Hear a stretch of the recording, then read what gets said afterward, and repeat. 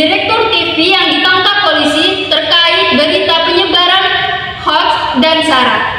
A few moments later. Halo Sophia, apakah kamu sudah mendengar berita tentang direktur televisi swasta ditangkap polisi akibat postingan hoax dan sara? Ya, saya sudah membacanya di Detik.com.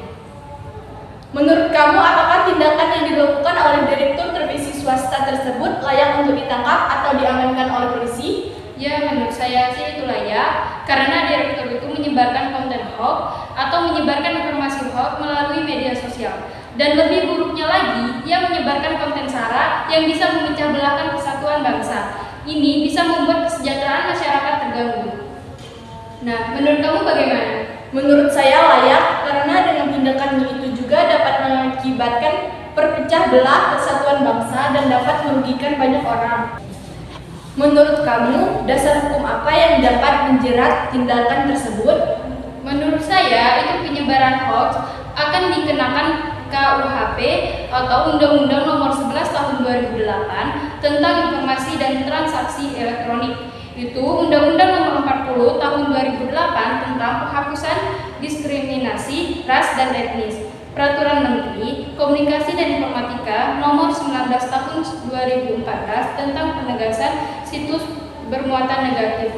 Juga kasus tersebut melanggar pasal 28 ayat 2 Undang-Undang Nomor 11 Tahun 2008 tentang informasi dan transaksi elektronik yang berbunyi, setiap orang yang sengaja dan tanpa hak menyebarkan informasi yang ditunjukkan untuk menimbulkan rasa kebencian dan permusuhan individu atau kelompok masyarakat, tentu berdasarkan atas suku, agama, ras, dan antar golongan atau disebut itu sara.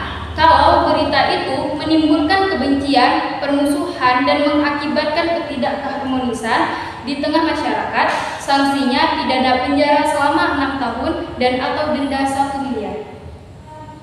Nah, menurut kamu apa yang kamu ketahui tentang dasar hukum dari tindakan tersebut? Iya, yang saya ketahui benar masuk dasar hukum yang kamu sebutkan tadi.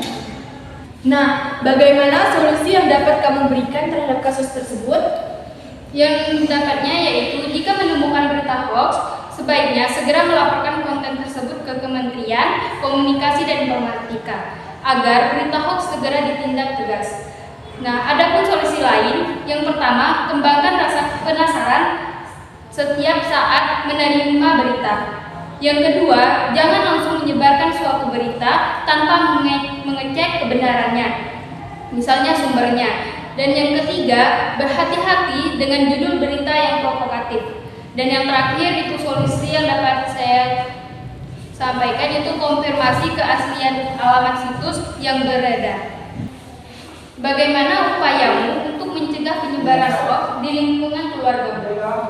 Menurut saya, yang pertama, segera melaporkan konten hoax tersebut ke Kementerian Komunikasi dan Informatika agar berita hoax segera ditindak tegas. Kedua, pastikan kebenaran dari berita yang diterima. Ketiga, jangan sembarangan menyebar berita kepada keluarga maupun orang lain. Sophia, dari diskusi kita tadi, saya punya komitmen nih untuk mencegah penyebaran hoax. Apa itu?